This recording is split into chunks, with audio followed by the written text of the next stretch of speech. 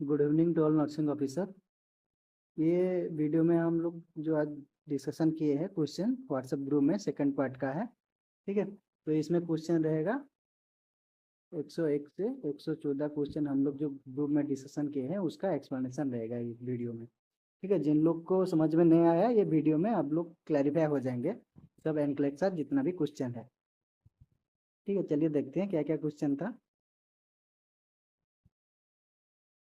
तो क्वेश्चन 101 का था, the nursing assistant tells you that a patient who is receiving oxygen at a flow rate of 6 litre per minute by nasal cannula is complaining of nasal passage discomfort. What intervention should you suggest to improve the patient comfort for this problem. ठीक है, ये question में क्या पूछा है कि बहुत सारे कैंडिडेट बहुत सारे स्टाफ लोग हम लोग का जो है वो ये आंसर दे हैं कि suggest that simple face mask be used instead of nasal cannula.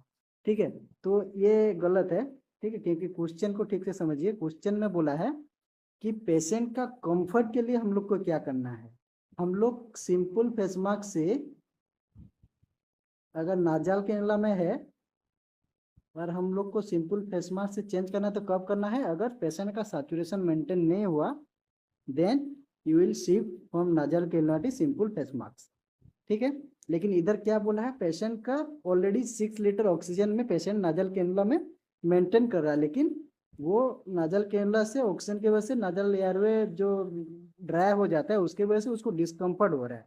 तो उसको कंफर्ट प्रोवाइड करने के लिए क्या करेंगे, इसका करेक्ट आंसर है suggest the patient oxygen be humidified. ठीक है, पेशेंट का जो ऑक्सीजन है वो ह्यूमिडिफाइड है कि नहीं वो चेक करना है। अगर नहीं है तो ह्यूमिडिफाई करना है और वही नाजल कैनुला में 6 लीटर ऑक्सीजन देना है। ठीक है, समझ में आया। Next, you have obtained the following assessment information about a 3-year-old who has just returned to the pediatric unit after having a tonsillectomy, which finding required the most immediate follow up। ठीक है, तो क्या है, paediatric unit में एक बच्चा आया है 3 साल का। ठीक है, जस्ट उसको क्या है टोंसिलेक्टोमी हुआ है, तो कौन सा फाइंडिंग आपको तुरंत मतलब चाइल्ड को इंटरवेंस करना है और फॉलो अप करना है। ठीक है, frequent swallowing, hypotonic bowel sound, complaint of short throat and heart rate 112 beat per minute. ठीक है, इसमें इसका करेक्ट आंसर है फ्रीक्वेंट। अगर बच्चा फ्रीक्वेंट स्वॉलिंग कर रहा है तो ये इंडिकेट कर रहा है कि ऑपरेटेड एरिया में ब्लीडिंग हो रहा है। ठीक है, अगर फ्रीक्वेंट बच्चा स्वॉलिंग कर रहा है तो हमको इमीडिएटली बच्चा की फॉलोअप करना है और असेसमेंट करनी है। ठीक है, next question, you have just finished assisting the physician with thoracentesis for a patient with recurrent left pleural effusion caused by lung cancer. The thoracentesis removed 1800 ml of fluid. Which patient assessment information is important to report to the physician? ठीक है, तो क्या है, एक lung cancer का patient है जिसको recurrent pleural effusion होता है ड्यू टू कैंसर के वजह से। ठीक है, तो उसका प्लूरल इफ्यूजन के टाइम में क्या हुआ, हम लोग 1800 ml इफ्यूजन ड्रेनेज किए। ठीक है, तो कौन सा असेसमेंट हम डॉक्टर को इन्फॉर्म करेंगे कि इसका वजह से हम लोग पेशेंट का क्या प्रॉब्लम हुआ जो कि हमको डॉक्टर को इन्फॉर्म करना है। ठीक है, the patient start crying and she says can not go with treatment much more. Cancer का पेशेंट है, ये लॉन्ग टर्म ट्रीटमेंट में है, तो पेशेंट डिप्रेशन में आके ये बोल सकता है ये नॉर्मल है। ठीक है, the patient complain of sharp stabbing chest pain with every deep breath. अगर थोरासेंटेसिस हुआ है तो उधर हम लोग नीडल प्रिक करके प्लूरल इफ्यूजन में ड्रेनेज करते हैं फ्लूइड। ठीक है, तो वो जो वुंड एरिया है जब पेशेंट डीप ब्रीथ करता है तो उधर sharp and stabbing chest pain होता है। ठीक है, ये नॉर्मल है, तो इसके लिए हम लोग पैरासीटामोल या पेन किलर कुछ भी दे देते हैं। ठीक है, तो ये नहीं होगा। The patient blood pressure is 100/48 mmHg and heart rate is 102 beats per minute. तो ये क्या है, जब हम लोग 1.8 लीटर इफ्यूजन निकाल लिया है तो इक्विलिब्रियम फैक्टर के लिए, ठीक है, और बीपी पेशेंट का ब्लड प्रेशर फॉल होता है। ठीक है, तो ये हम लोग को आइडेंटिफाई करना है और तुरंत डॉक्टर को बोलना है कि सर बीपी का, डॉक्टर को इन्फॉर्म करना है कि पेशेंट का बीपी फॉल हो रहा है। ठीक है, पेशेंट हाइपोवोलेमिक शॉक में जा रहे हैं, तभी हम अगर किसी पेशेंट का प्यूरल इफ्यूजन होता है या एसेटिक फ्लूइड ड्रेनेज होता है तो 1 लीटर से अगर ज़्यादा होता है तो पेशेंट का हाइपोटेंशन कॉमन कॉम्प्लिकेशन दिखाई देता है। इसमें क्या करते हैं हम लोग, पेशेंट को कोलेट्स देते हैं, इन्फ्यूजन एल्बुमिन हम लोग इन्फ्यूज करते हैं to restore the blood pressure. Next, the patient dressing at the thoracentesis site has 1 centimetre of bloody drainage. ये कॉमन है, अगर यहाँ पे थोरासेंटेसिस हुआ है, ड्रेसिंग के साइड में 1 सेंटीमीटर अगर ब्लडी ड्रेनेज हो रहा है, ब्लड का विजिबल हो रहा है, तो वो मे भी सीरस हो सकता है और ब्लड हो सकता है। ये कॉमन फाइंडिंग है, ये इसमें से इतना इमरजेंसी नहीं है। तो इसका करेक्ट आंसर है, ब्लड प्रेशर अगर फॉलो हो रहा है थोरासेंटेसिस के टाइम में तो डॉक्टर को इन्फॉर्म करना है। Got it. Next question, you are the receptor of a RN, अच्छा रजिस्टर नर्स का एक तुम रिसेप्टर हो, who is undergoing orientation to the intensive care unit. ठीक है, वो ICU क्या ओरिएंट कर रहा है। The register nurse is provide care for a patient with ARDS who has just been intubated in preparation of mechanical ventilation. You observe the nurse perform all of this action, for which action must you intervene immediately. ठीक है, तो एक senior nurse है, suppose SNO एक है और एक नया रजिस्टर नर्स ज्वाइन किया है। ठीक है, तो वो ICU ओरिएंटेड कर रहा है और एक पेशेंट का केयर कर रहा है। ठीक है, तो उसका कौन सा गलती को तुमको तुरंत उसको सुधारना है, क्वेश्चन में यही पूछा है। ठीक है, तो क्या हुआ है, the register nurse providing a care for a patient, intubate हो रहा है, एक पेशेंट क्या हो रहा है, इंटूबेट हो रहा है, तो वो रजिस्टर नर्स और SNO क्या, तो ड्यूरिंग इंटूबेशन हमको क्या एसेस करना है, assessing the bilateral breath sound and symmetrical chest movement. ये इंटूबेट के बाद successful placement of ET tube होने के बाद हम चेक करते हैं। और auscultated about the stomach to rule out the oesophageal intubation, ये 5 पॉइंट में आता है। ठीक है, making the tube 1 centimetre from where it is touch the incisor to the nares. तो ये क्या करेंगे, मार्क करते हैं, जब इंटूबेशन होता है तो ट्यूबिंग को हम इंट्राट्रैकियल ट्यूबिंग को मार्किंग करते हैं। ठीक है, हम कहाँ से, इंसाइजर टीथ से हम मार्किंग करते हैं टू प्रॉपर फिक्सेशन, और ट्यूब शिफ्टेड नहीं होने के लिए, रोकने के लिए हम ये मार्किंग करते हैं। तो ये during intubation is a first priority है। ठीक है, आफ्टर अगर प्लेसमेंट हो गया ट्यूब, देन आप ये तीनों ऑप्शन फॉलो कर सकते हैं।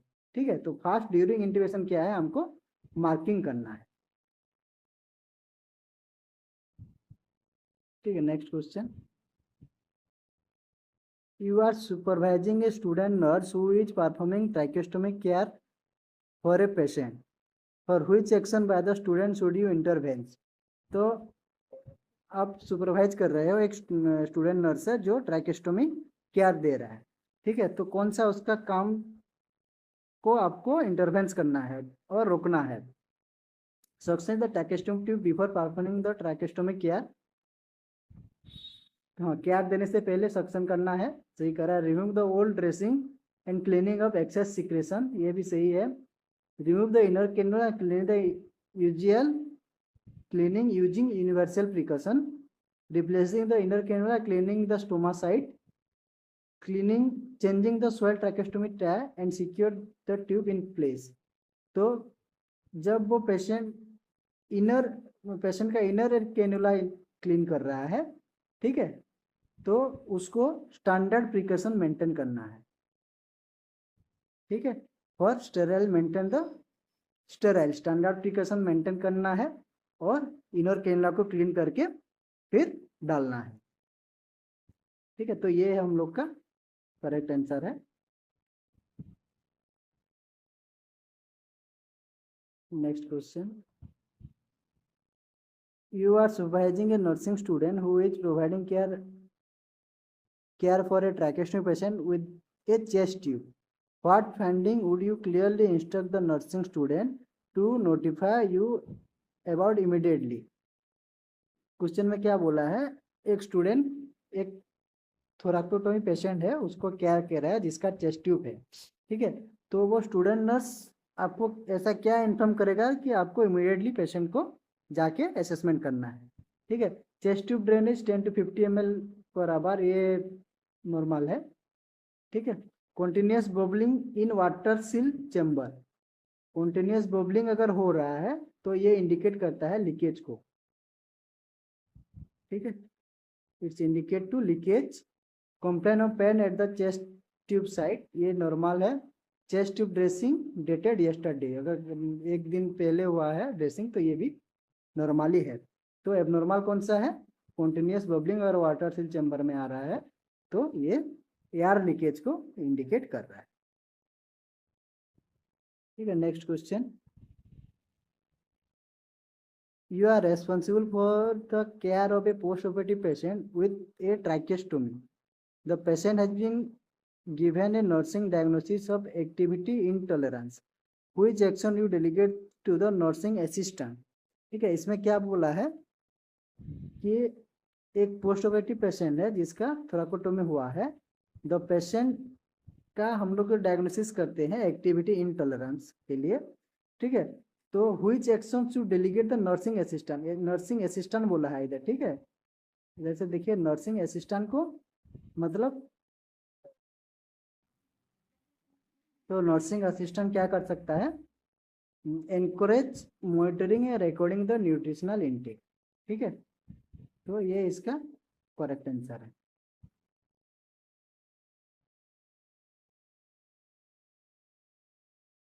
Next question, you are providing nursing care for a newborn infant with respiratory distress syndrome who is receiving nasal CPAP ventilation. What complication should you monitor for this infant? ठीक है, तो क्या हुआ है, ये एक न्यूबॉर्न इन्फेंट है जिसका रेस्पिरेटरी डिस्ट्रेस सिंड्रोम है और वो नाजल सीपाप ले रहा है। ठीक है, तो कौन सा कॉम्प्लिकेशन पेशेंट में दिखाई देगा, इन्फॉर्मेंट दिखाई देगा। ठीक है, तो कॉन्टिन्यूस पॉजिटिव प्रेशर वेंटिलेशन देने से एयरवे, मतलब बच्चा का न्यूबॉर्न का एयरवे इंजुरी होता है। ठीक है, तो उसमें न्यूमोनिया कॉमन कॉम्प्लिकेशन देखने को मिलता है। ठीक है, next question. When a patient with TB is being prepared for discharge, which statement by the patient indicate the need for further teaching?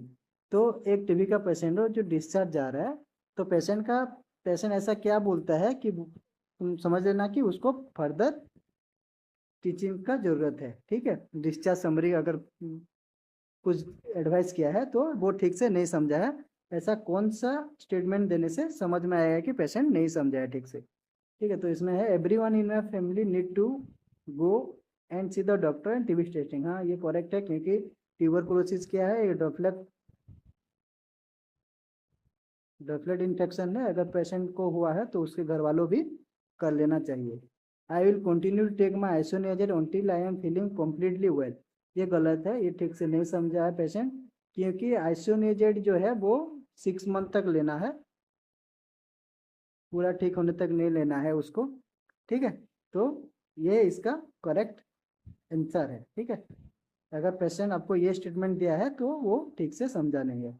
I will cover my mouth and nose when I am sneezing, ये ठीक है। I will change my diet and include ना vitamin C और high rich protein diet लेना है, ये भी correct है। इसका करेक्ट आंसर है B. Next question. To improve respiratory status, which medication should you be prepared administer to the newborn infant with RDS? तो उसमें क्या बोला है, टू इम्प्रूव रेस्पिरेटरी स्टेटस, एक न्यूबॉर्न है उसका रेस्पिरेटरी डिस्ट्रेस सिंड्रोम हुआ है, तो उसको इम्प्रूव करने के लिए हमको कौन सा मेडिसिन प्रिपेयर करके बच्चा को देना है। ठीक है, तो सर्फेक्टेंट नहीं देना है, डेक्सोमेथाजोन स्टेरॉइड भी नहीं देना है, अल्बुटेरॉल भी नहीं देना है, थियोफाइलिन देना है। ठीक है, थियोफाइलिन एक ब्रोंकोडायलेटर है, तो इसको बच्चा को एडमिनिस्टर करने से ब्रोंकियोडायलेटर होगा तो डायलेट होने से थोड़ा पेशेंट का रेस्पिरेटरी एफर्ट बढ़ेगा। ठीक है, नेक्स्ट क्वेश्चन, लास्ट क्वेश्चन है। The patient with COPD tells the nursing assistant that he did not get his annual flu shot this year and has not had a pneumonia vaccination. you would be sure to instruct the nursing practitioner to report which this. तो एक COPD patient है, ठीक है, जिसने कोई flu का shot नहीं लिया है दिस ईयर और हैड नो निमोनिया वैक्सीनेशन, ठीक है, फ्लू का वैक्सीन भी नहीं लिया है और निमोनिया का वैक्सीन भी नहीं लिया है। तो इसमें से कौन सा साइन, तो क्या साइन दिखाई देगा, तो नर्सिंग असिस्टेंट नर्सिंग ऑफिसर को इन्फॉर्म करेगा, ठीक है। ये ब्लड प्रेशर 150 to 84 अगर ओल्ड पेशेंट है और सीओपीडी है तो ये हाइपरटेंशन रहता है, नॉर्मल है। रेस्पिरेटरी रेट 27 ब्रीथ रहता है सीओपीडी पेशेंट में। हार्ट रेट 92 ब्रीथ ये नॉर्मल है। ओरल टेम्परेचर अगर ज़्यादा आ रहा है, अगर टेम्परेचर ओरल टेम्परेचर 101.2 है तो ये इंडिकेट कर रहा है निमोनिया को, ठीक है। फीवर इन्फेक्शन कुछ हुआ है और ये इंडिकेट कर रहा है निमोनिया, नहीं तो फ्लू का कुछ सिम्टम हो सकता है, ठीक है। तो ये हो गया हम लोग का कंप्लीट क्वेश्चन।